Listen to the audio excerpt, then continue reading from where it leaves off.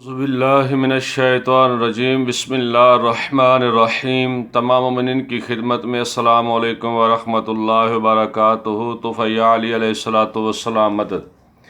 میرے نہایت محترم سامعین، دنیا کائنات میں پوری دنیا کائنات میں غیر مسلم بھی اگر کسی کی بہادری کو ماننی ہے تو وہ فقط مولا علی علیہ السلام کی بہادری ہے۔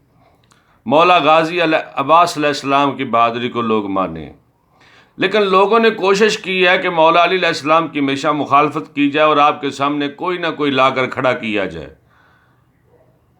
تو کچھ لوگوں نے حضرت علی علیہ السلام کے مقابلے میں حضرت خالد بن ولید کو سامنے لا کر کھڑا کیا۔ آج میں جناب کو خالد بن ولید کی کارنامے بتاتا ہوں اور حضرت عمر اور خالد بن ولید کا آپس میں کیا تقاضا تھا، یہ جناب کی خدمت میں ضرور پیش کرنا چاہتا ہوں۔ کتاب کا نام ہے الفاروق۔ اپنی کتاب میں ضرور دیکھنا، کتاب میں دیکھنا، پڑھنا، پھر مجھ سے بات کرنا، کیونکہ میں دلیل کے بنا کوئی بات نہیں کرتا۔ فاروق کتاب کا جو الفاروق کتاب ہے وہ پرانا ایڈیشن ہے میرے پاس، اس کے صفحہ نمبر 146 پر لکھا ہے کہ جب حضرت عمر پہلی دفعہ خلیفہ بنے اور جب آپ خلافت کے تخت پر بیٹھنے کا شوق آپ کا پورا ہو گیا تو سب سے پہلا کام آپ نے کیا کیا کہ انہوں نے خالد بن ولید کو معزول کرنے کا حکم جاری کیا۔ پوچھا گیا کہ خالد بن ولید کو تم اتنی سختی سے کیوں معزول کرنا چاہتے ہو؟ تو انہوں نے کہا وہ حکومت کے ساتھ مخلص نہیں ہے، وہ حکومت کا ساتھ نہیں دیتے، وہ حکومتی خزانے میں رد و بدل کرتے ہیں، دولت جو لوٹتے ہیں وہ واپس نہیں کرتے، اس کا حساب کتاب نہیں دیتے۔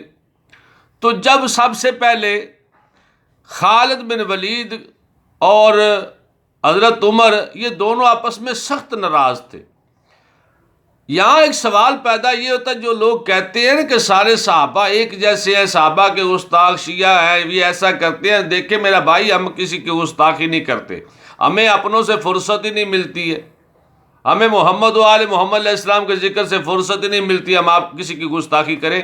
نہیں، یہ بات نہیں ہے۔ بات یہ ہے کہ آپ کی آنکھوں پر جو پردے مولویوں نے ڈالے ہیں نا، وہ آپ کی آنکھوں سے اٹھ نہیں رہے۔ یہاں خالد بن ولید اور حضرت عمر آپس میں سخت ترین ناراض تھے، اور ان کی ناراضگی کا سبب آپ اپنی کتاب 146 صفحہ پر پڑھ لینا، الفاروق پر، کہ اس میں کیا لکھا ہے کہ وہ سخت ترین آپس میں ناراض تھے، اور ان کی ناراضگی کا سبب یہ تھا کہ حضرت عمر جو خالد بن ولید کو معزول کرنے کا سبب بنا وہ یہ تھا کہ وہ حکومتی خزانوں سے جو پیسہ لیتے ہیں، جو مال غنیمت ہوتا ہے، وہ سب کھا جاتے ہیں، ہڑپ کر جاتے ہیں۔ یہ اتنا بڑا بہادر ہے خالد بن ولید، یہ لوگوں کا بھی حق کھا جاتا تھا، یہ آپ کی کتاب میں لکھا۔ تو حضرت خالد بن ولید کو کہا گیا کہ تم حساب کتاب کیوں نہیں دیتے؟ تو انہوں نے کہا میں ابو بکر کے دور میں بھی حساب کتاب نہیں دیتا تھا، میں ایسے ہی کرتا ہوں، مجھے یہ شرطیں منظور نہیں ہیں۔ تو میرے محترم سامعین، جب آپ یہ چیزیں لکھیں گے اور ان کو پڑھیں گے تو آپ کو پتہ چل جائے گا کہ کائنات میں اصل بہادر کون تھا اور بہادری کس کی تھی۔